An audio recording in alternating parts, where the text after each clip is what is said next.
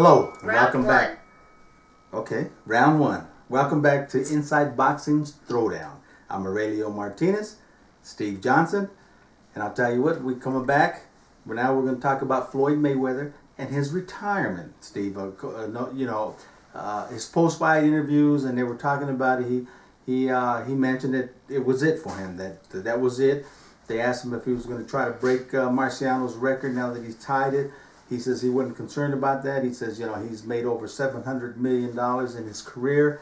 And he even went to a point saying that, there's no thrill anymore to go buying a Rolls Royce or this car or because there's just no thrill. I got them all. I've done everything. I've got all my money. And he goes, so breaking the record is not really anything for me. But, yes, he's made a lot of money. Probably the one athlete in all of sports, not only boxing, that overwhelmingly has made more money. You can talk about your Michael Jordans, you can talk about whoever you want. Any one individual, it would be hard pressed for you to find someone that's come close to him making close to $800 million in his career. So let's talk about him retiring. Okay, he says he's retiring and stuff. I got my opinion on the whole thing, okay? And you got your whole opinion. Go ahead and tell us what you think about this whole retirement speech. Well, my first thing is that we've heard this before. Almost the same speech. The numbers were lesser because he's come back and made more, but we've heard this before. I've got, where do I have I've got the keys to my car right here. I'm going to lay them on the table with you right now, and I'll bet you we'll give him 2 years and he'll come back. And I'm telling you one of the reasons why he will come back is because this almost $800 million that he's made, Aurelio, okay, it's not Michael Jordan type of money, okay? No. And I'm talking about endorsements, okay? The monies that Michael Jordan makes from endorsements continue to come. Floyd's money will be gone in a matter of time because that's the lifestyle that he lives now. Yeah. He's going to learn the hard way that having these $3-4 million cars, okay, when time comes to settle up with certain things, that car that you paid $3 million for, it ain't worth $3 million. And he's going to find this out. Oh, yeah. Okay. The money goes. So he's going to, in my opinion, that this thing is all a shill for him to be able to come back. He's going to wait until, like he did before, let the young boys battle it out, and he'll pull something similar to Sugar Ray with Marvin Hagler. He'll think that, well, okay, I'm gonna catch some of these guys, thinks they've got it all figured out, and I've still got enough skill to beat them. And he'll come back, and because he's Floyd and he thinks that he's still the top draw, he might be for some people, but he'll come back and he'll say, okay, we'll do this with such and such. Say it is somebody like a Keith Thurman. Okay, and he'll say, okay, now I'm ready for him, and it'll be this bolt big thing, and win or lose, he's going to do his usual, what you hear him say now. Yeah. It's all about money to him. The lost thing, first of all, and I know you disagree with this, but the mere fact for me that Floyd had his last dozen or so fights in Vegas, okay, would venture nowhere outside of the country. This talk about the greatest of all time and the best ever, okay, that's where that all comes out of the conversation. Yeah, okay, if you're the best ever, you take your show on the road. How many times do we talk about with our boxers here in this country?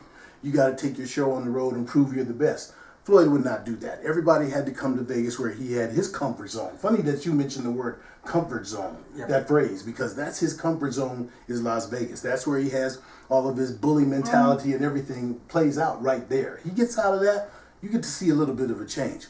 But as far as coming back, being retired, my own opinion, we've seen this, heard this before. 2 years, there's the keys to my car. If you want to take up on that. No, I'll take you up on that bet and tell you it's not even going to be 2 years. Okay, less than 2. Okay. Let me tell you what. Okay. I don't see Floyd retirement. He's got money. He's got plenty of money. He's got for now an awful lot of money.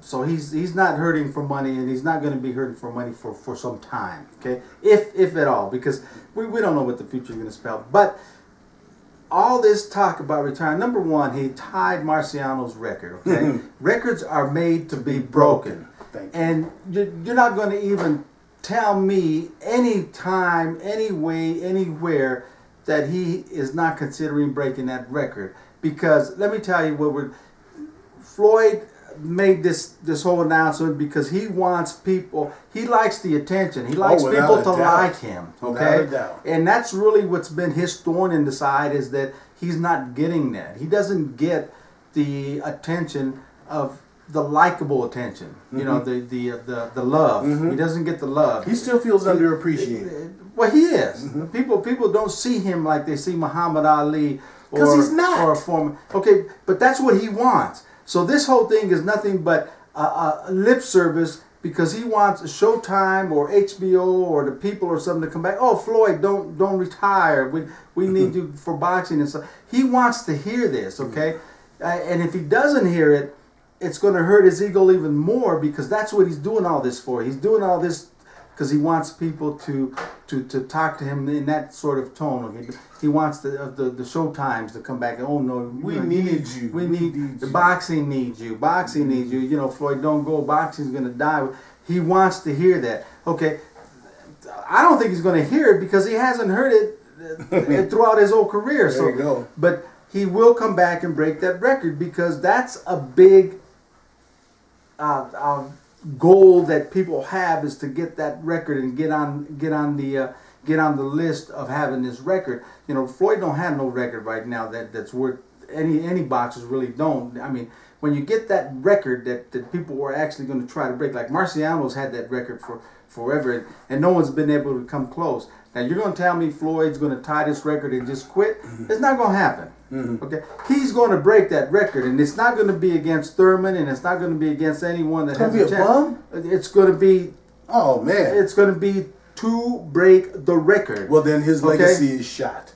His No, it ain't. Yes, it will. His legacy. If he fights a bum to get his 50th win, well, a bum to me or you, he can fight anyone as long as he picks someone in the top 10 ratings. Okay, then you can't really say that that's a bum, because he fought a rated fighter. You and I and anyone out there that knows boxing knows. Well, but, you know what I mean? I'm saying that if he doesn't fight what everyone recognizes as the #1 contender, if he does anything less than that, then his legacy is tainted, because then everyone knows he's doing it just to break the record. If he's doing it, what about sure it is. You're doing something just to break the record. I would do something just to break the record, because you've worked your whole entire career to get to that point. Why would you not break the record? You can pick anyone in the top 10 of the ratings, and anyone he picks is going to be considered a bum by somebody.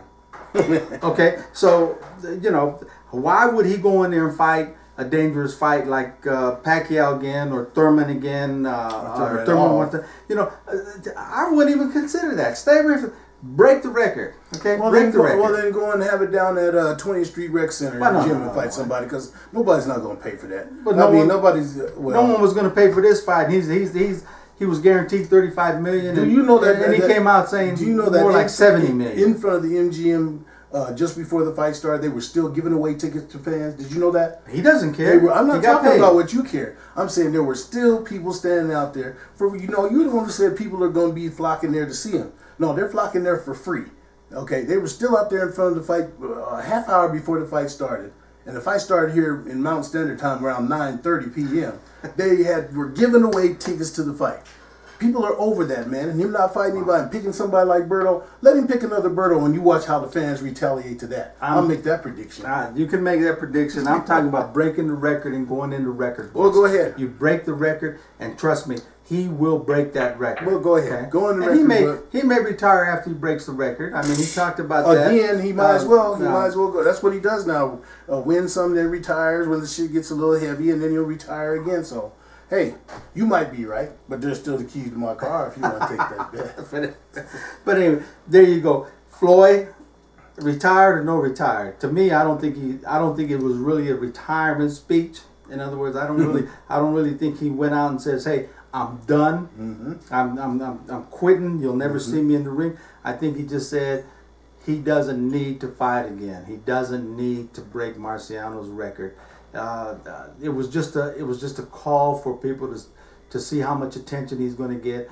If people are going to go to him and say, "Hey, Floyd, you can't leave the game. You know, boxing's going to die. You are the guru." You know what? Let me say this, and I think you're right on this. There was, for someone that's announcing his retirement, okay, and going to 49-0, there was relatively little fanfare. Like, when you think about it, there was little fanfare to this whole thing, which contributes to my having my car keys down there. He's not retired. Okay. Yeah, no, I don't think he's retired. He's going to break the record, and he'll break the record, and he rightfully should. You work hard. Marciano didn't fight none but contenders. No, you got to work you work your way up to break them records, and sooner or later, when you get to that point, when you reach the mountain, you got to go over the top. We'll talk about that in upcoming episodes, though. Because one thing I'll say about Rocky Marciano gave a lot of the black fighters at that time a chance to get a shot at the champ. That's the end of this segment. We can go on and on about this one as long as we want. This episode, in our next episode, we're going to come back. We're going to talk a little bit about the amateur action that happened this past weekend, and then we'll have some closing thoughts. Okay, good. And listen, you guys, give us your take. Okay, keep them emails coming. I'll be honest, I'm like Floyd. I love them coming in. Okay? I love them. I love people. That's a little bit different. I love people coming there, talking about, hey, we don't know what we're talking about. Hey, you guys are real good. You know what you're talking about. Here's my take on what you guys said. I think you're wrong here. I think you're. I love it. I'm gonna be honest with you. I love it. I feed off of it. I know he does too. We feed off of this stuff. So keep them email. Tell us what you think about Floyd in his retirement. Okay, just send it to editor@insideboxing.com. There you go, editor@insideboxing.com. I know most of you agree with me and don't agree with him. So let him know that. Let him know that he's wrong. We appreciate that. But anyhow, we'll be right back with the next episode. And until then, hey, keep your hands up, baby.